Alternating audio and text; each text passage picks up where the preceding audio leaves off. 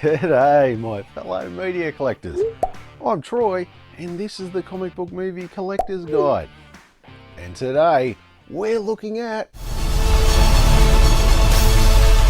Aquaman The Lost Kingdom is a live-action superhero movie that was produced by DC Studios, Atomic Monster, the Safran Company, and Domain Entertainment. This movie was released into theaters on the 22nd of December 2023. Due to the film's reshoots, actor controversies, and negative reviews from critics, it underperformed with only $439 million worldwide at the box office, and this was also the last film in the now defunct DC Extended Universe of movies. This movie has a runtime of 124 minutes. It was released on DVD, Blu-ray and 4K HD on the 12th of March 2024. And it was distributed by Warner Bros. Home Video. This movie follows Aquaman as he struggles to balance being a family man and the king of Atlantis, but with Black Manta still on his quest for vengeance against Aquaman. He starts to raid Atlantis of an ancient power source to destroy the surface world and the underwater kingdoms. So Aquaman must work with his half-brother Orm to prevent Black Manta from killing his family and using the cursed Black Trident to overheat the world while searching for the seventh kingdom of the seas.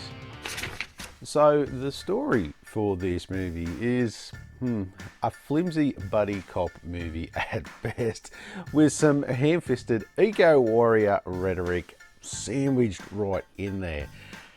At times the plot feels overly complicated, with certain story elements that seem forced and contrived to really push the action forward, shall we say. One of the major issues with the script is, well, its pacing. The film feels very uneven at times, with certain segments dragging out, especially in the middle portion, while other moments feel rushed, and some of the stakes appear, how can we put it, more artificially constructed than naturally evolving from the characters' decisions or the world building. The flow of the story from one set piece to another, it can feel abrupt at times, and the narrative sometimes lacks any substance as it tries to really connect one action sequence after the next to make really any meaningful continuity to the story. As like the first movie, it sometimes finds itself relying on some over-the-top special effects and set pieces rather than interesting story plot points. Now, while Black Manta is an interesting villain, the script fails to fully explore his motivations and his character by using an evil magic trident that possesses him and takes over his personality, not giving us the Black Manta the villain, but Black Manta the avatar for a very lackluster villain, which robbed the character of any depth that could have made him a truly compelling antagonist for this film. The script for this movie just showcases the potential of an epic underwater adventure with a rich mythology and compelling characters that didn't fully capitalize on any of its strengths from the first one, with the pacing issues, underdeveloped antagonists, and contrived plot points that really hinders what could have been more satisfying narrative, that's for sure. With all of this, its over-reliance on visual effects, it makes it a forgettable sequel, despite its grand ambitions to kind of outdo the first movie. And in the end, it just lacks the heart and coherence that made the first Aquaman film like really enjoyable. And for that, I'm going to give this an 11 out of 30. Now, the movie is based obviously off the comic books of the same name from DC Comics, as like the first movie, not being an exact copy, shall we say, from the comics, but a version of him with the usual movie liberties taken. Though one thing that writer Johnson McGoldrick stated in March 2020 that the sequel would not be based off any specific comic book story, but was taking inspiration from Aquaman stories of the Silver Age of comic books that featured Black Manta as the main villain. Which, by the way, I have to say, I love the look of Black Manta in this movie. It's very much in line with his comic book source material, and for me, that's one of the few shining lights to this movie, with also the director Juan saying it would be more serious than the first film, which featured themes that were more relevant to real world, such as climate change.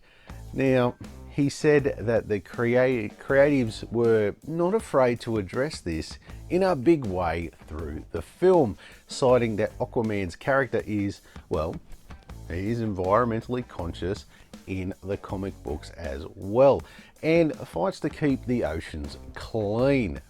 Though, for me, I find this funny as they are saying, on one hand, that they want it more grounded in the real world,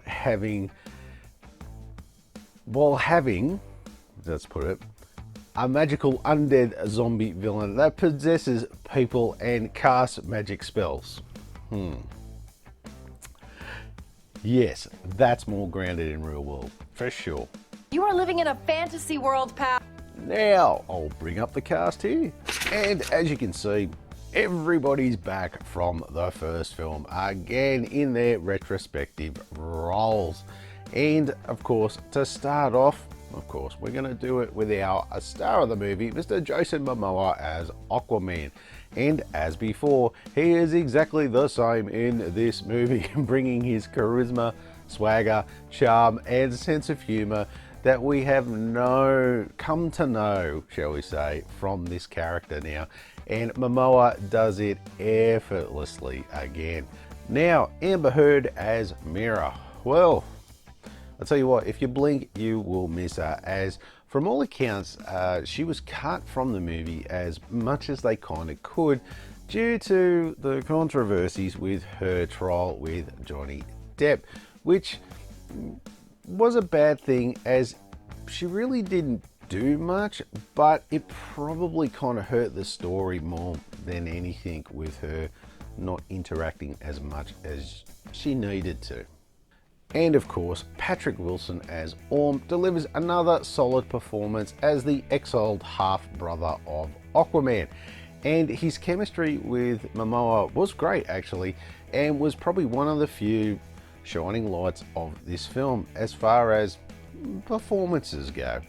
Now, Randall Park as Dr. Stephen Shin does a great job, and look, I always enjoy him in anything he does actually. He's a great actor. And this film, he becomes the sort of the consciousness of the movie with his arc of redemption and that sort of doing the right thing that can outweigh your, shall we say, evil desires.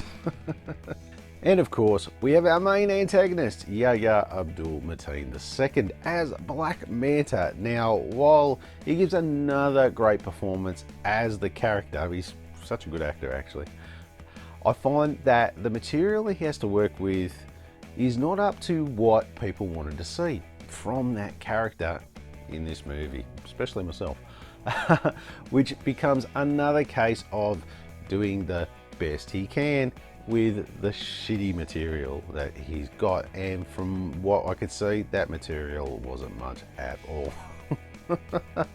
So look, it's a bit of a mixed bag across here, and for that, look, I'm probably going to go a 10 out of 20. Okay, if we look at the case now, look, I can't say I'm a fan of this one. This all white stuff, the picture's not real crash height. You don't even really see Momoa much. He's sort of looking over his shoulder. Yeah, this one's actually disappointing compared to the last one that had that nice, real iconic photo. Looks great. This one, yeah, it's a bit average.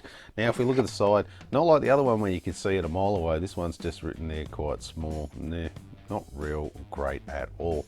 And on the back, it is very basic. There is barely a couple of photos, just all the writing. No real effort put into it. And of course, when we get to the disc, as you can see, a mass produced, very similar to the last one, just a very simple, nothing special with the disc. So overall, as far as the settings go, this is quite disappointing. I kind of like the film. But look, it's not real great, that's for sure. Barely any effort. It looks very templatey, very stock standard stuff. So for that, look, yeah, the best I could probably do for this is 5 out of 10. So, like the first movie, there's heaps of special features on here. Not as many as the last one, but there's heaps on this 4K version. And they start with finding the Lost Kingdom, Aquaman worlds above and below, Atlantean blood is thicker than water, it's a Manta world, Necros the Lost Black City, escape from a deserter's world, brawling at Kingfisher's lair, and Oh Topo. So another great selection of special features for the second movie. Like I said, not as many as the first, but still a lot of great stuff to watch here for anyone who's a bit of a special features junkie, with the same well shot, well produced and insightful features just like the first one. So look, I can definitely recommend it if you love your special features. Give them a check out, and it explains a bit more, but they always do. So for that, I'm going to give this a healthy 8 out of 10. Okay, as I bring up the Rotten Tomatoes scorecard, as you can see, the critics came in at 33%, while the audience score came in at 80%. Well, I gotta say, it's not often I agree with the critics on this one, but wow, there's one hell of a disparity between the scores there, 30 and 80. Usually when this happens, I'm usually on the side of the audience, but it's hard for me to make a case to justify the score from the audience side of things. Okay, rightio, it is what it is. But it seems like it sort of hit a chord with a lot of people out there, I guess. I'm not one of them. Anyway, if we round this score out, oh jeez, I can't believe it. Anyway, if we round it out, we're going to get a score of 6 out of 10.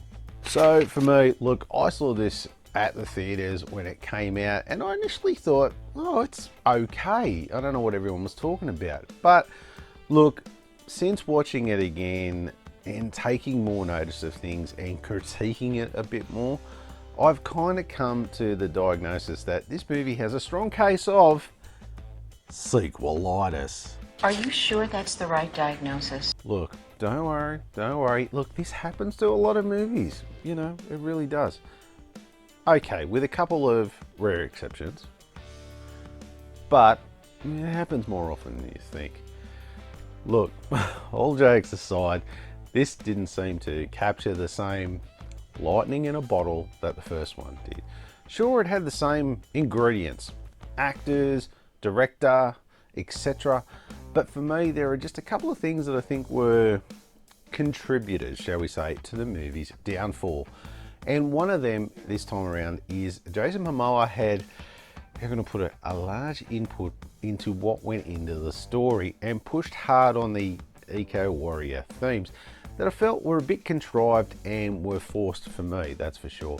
But then there was also the whole, let's make it more grounded in real life, and having a bunch of undead and wizards running around with magic, and yeah, that's totally grounded in real life. There's a bit of a mixed message there.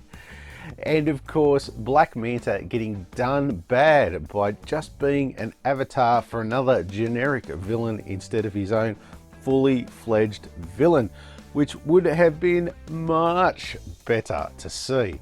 And last but not least was the fact that this was the last movie in the dying DCEU, and was really going nowhere after this, and it just kind of left everyone with a feeling of, why do we even want to bother watching it? Well, this is going nowhere.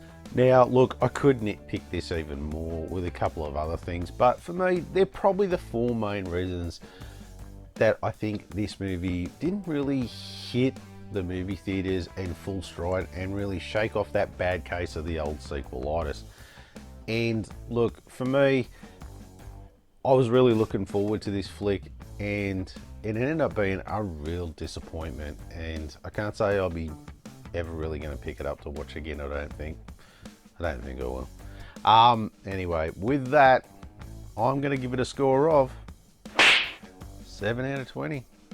Okay, for availability, I'm definitely going to give this a 1 out of 5, as it is common as all buggery like the first movie, and you will be able to find it everywhere on every format wherever you go, whether it's shops or eBay. Now for collectability, I'm probably going to give this a 2 out of 5, as look, it's not a must-have like the first one, but if you're one of those collectionists, completists, whatever else, sure, get your hands on it, but otherwise, probably not waste your money. For the average price, you are looking at somewhere between $25 to $55 for the 4K Blu-ray, so it pays to shop around. Now, let's go to the scorecard and see how this one shapes up. Now, for the final score, we get a grand total of 47 out of 100. Look, so there you go, not a great score for a not so great sequel. Look, it's a shame we won't get to see a third movie to finish this off and maybe potentially redeem itself in a trilogy, but he's looking forward to the new Gunn universe and Jason Momoa as Lobo. How good is that? Let's face it, I think he was born to play that character more than Aquaman. It's the part I was born to play, baby. Hey, if you like this video and you want to see some more of my reviews, why don't you click that one there? Or maybe you want to see some of my collection updates. I've got you covered too. Click that one there. And of course, don't forget to do the most important thing. Throw me a like, and don't forget to hit that subscription button on the way out. Thanks again for watching, and I'll see you next time.